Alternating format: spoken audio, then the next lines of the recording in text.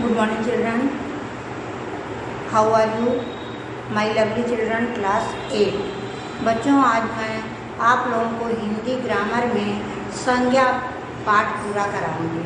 उस दिन मैंने संज्ञा की परिभाषा उदाहरण सहित लिखवाया था और संज्ञा के भेद लिखवाया था।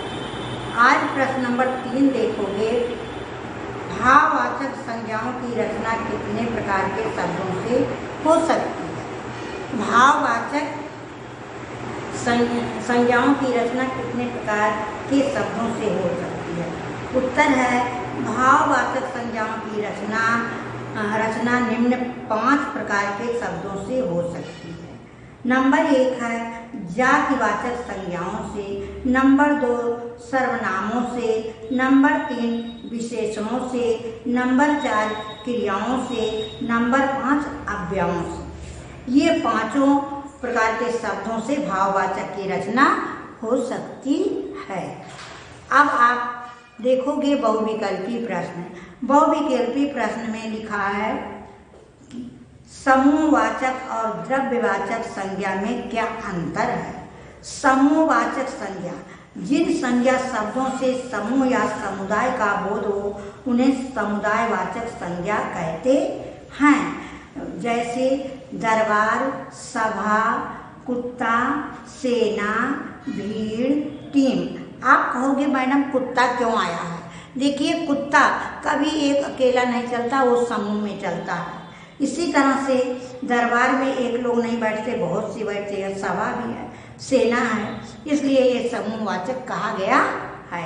चींटी भी समूहवाचक है, चींटियां भी अपने समूह और झुंड में चलती हैं। द्रव्यवाचक संज्ञा जिन संज्ञा शब्दों से द्रव्य या पदार्थों का बोध हो उन्हें द्रव्यवाचक संज्ञा कहते हैं। जैसे सोना, चांदी, घी, लोहा, लकड़ी, ऊन आदि। ये क्या है? द्रव्यवाचक है, क्योंकि ये तरल पदार्थ है, इसलिए क्या है? द्रव्यवाचक संज्ञा है। यही दोनों में अंतर है।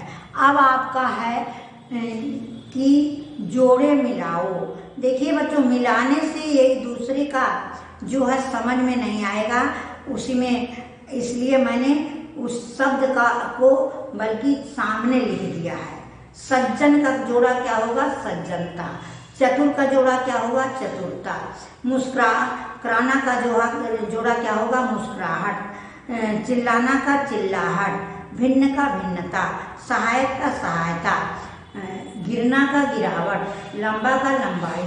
स्वामी का स्वामित्व। हारना का हार। ये तो आपका जोड़ा। मिलाने के बजाय मैंने आमने सामने लिख दिया है जोड़ा। समझ में आया? अब आपका प्रश्न नंबर 3 है संज्ञाओं को छांटकर सही क्रम में लिखो। सोना, मोहन, लकड़ी, दरबार, ऊन, अध्यापक, सभा, हिमालय, फल, सुंदरता, लंबाई, लकड़ी, कालिमा, सेना, वायु। अब देखिए लिखा है व्यक्तिवाचक संज्ञा में मोहन, हिमालय, वायु। जातिवाचक संज्ञा में अध्यापक, लकड़ी, फल।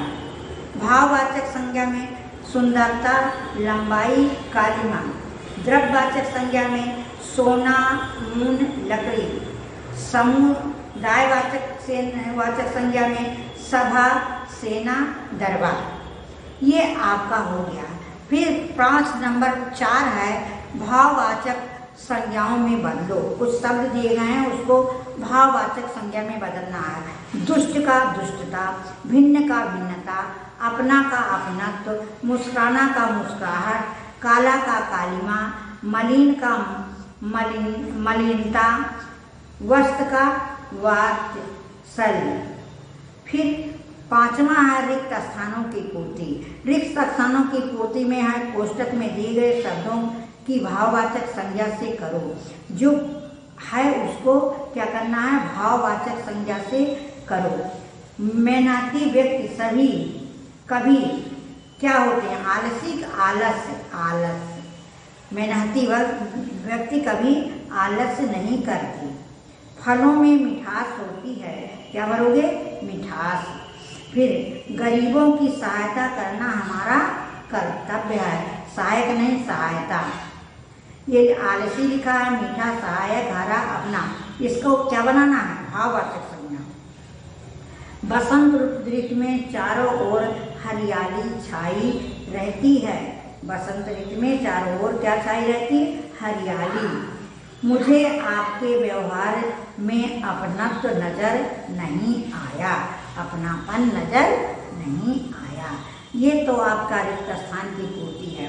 प्रश्न नंबर 6 है, दिए गए प्रश्नों से में सही विकल्प पर सही का चिन्ह लगाओ।